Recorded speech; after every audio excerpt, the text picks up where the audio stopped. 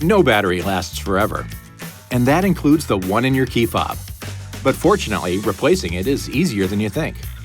All you need is a small, flat blade screwdriver and a new battery. In this case, a CR2032 3-volt. First, slide the mechanical latch on the back of the key fob sideways and remove the emergency key. Insert a flat blade screwdriver into the gap next to the emergency key slot and carefully pry the cover slightly open. Using your fingers, separate the outer case.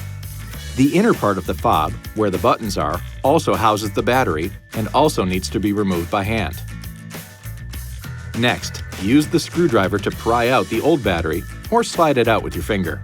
Insert a new battery with the positive pole facing up. Reattach the inner portion of the fob, then snap both outer halves together. Now, just reinsert the emergency key and you should be all set. This video is not intended to take the place of your owner's manual. For complete details and other important safety information, please see your owner's information.